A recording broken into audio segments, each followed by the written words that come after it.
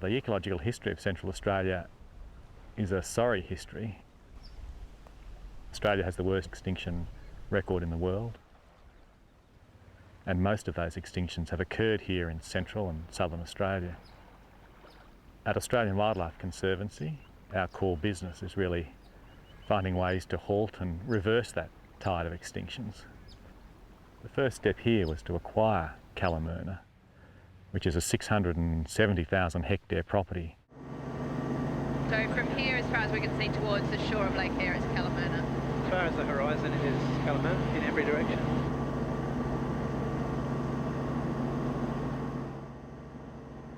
It's the largest non-government protected area in Australia, linking Lake Eyre with the Simpson Desert. It includes the last 120 odd kilometres of this beautiful river, the Warburton River. It's the river that gives life to Lake Eyre. Here at Kalamurina, for the first time in more than 50 years, we have a stretch of the Warburton River that will be protected and managed for conservation. So the first thing that happened was the cattle were removed. And that is an incredibly significant step for this part of the world.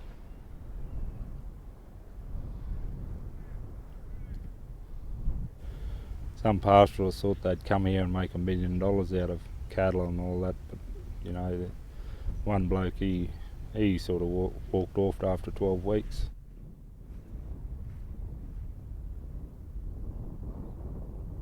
Previous owner said he couldn't support his family. Been here nearly 30 years. He ended up moving on. They thought they'd come here and make a lot of money out of cattle. They don't make money out of dead cattle.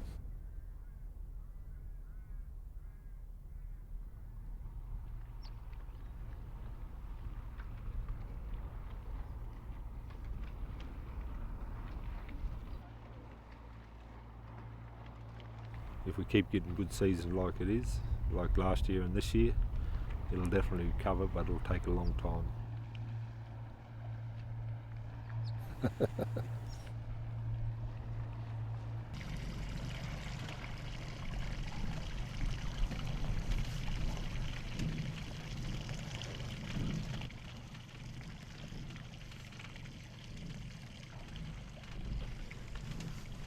See where the end of this bush is? Just there about. Great part of the country. You've got 3 major creeks and rivers running into the Lake Eyre Basin. You've got riparian woodlands, your dune country, and you've got your watercourses and lakes. The biodiversity is very high here. And the floods have arrived. We'll see the benefits of that water, the regeneration, the restoration of these systems, without that restoration being compromised by grazing on the floodplains.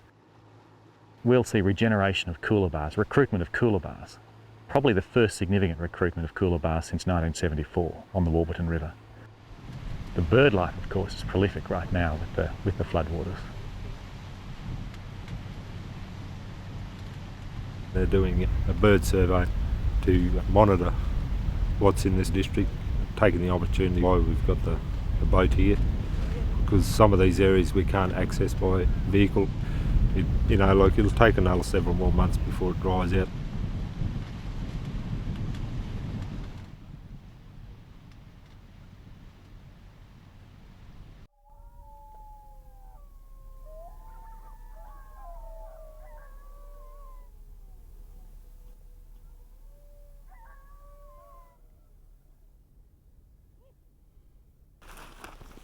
We'll see small mammal numbers increase as these floodwaters create more food and shelter.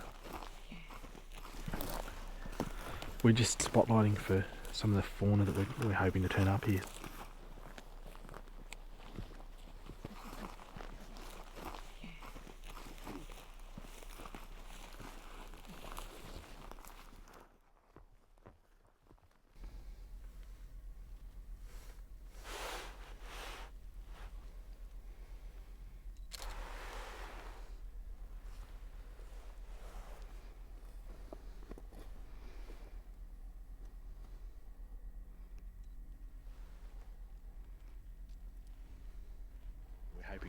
be able to work out whether they change their microhabitat use in the presence of potential predators like owls, compared to when the owls aren't present. So we can do some owl call-ups at night when we release them and see if they alter their habitat use.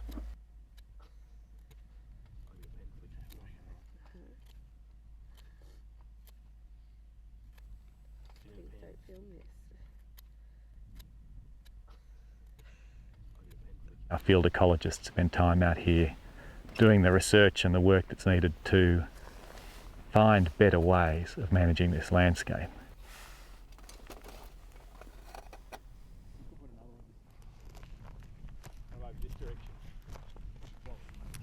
This is the camera trap, motion and heat censored. So whatever's living in that burrow comes out, the camera will be triggered and it will start taking a short video.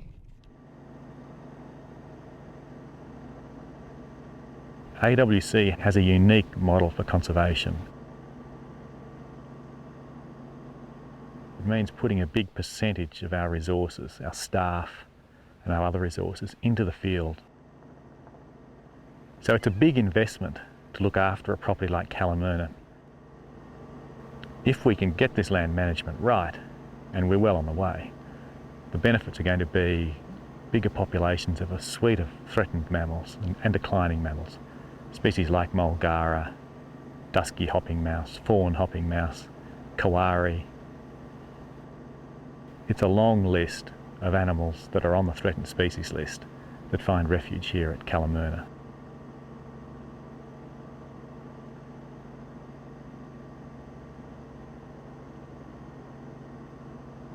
We'll capture the benefits of these floodwaters, restore this ecosystem, and over time you'll see this country returned to the way in which it would have been 50, 100, 150 years ago. In a sense, it'll be a bit like going back through time to a time when the first explorers arrived here. And people today, our children, will be able to see this part of Australia in the same way that the early explorers saw it, the way it should be.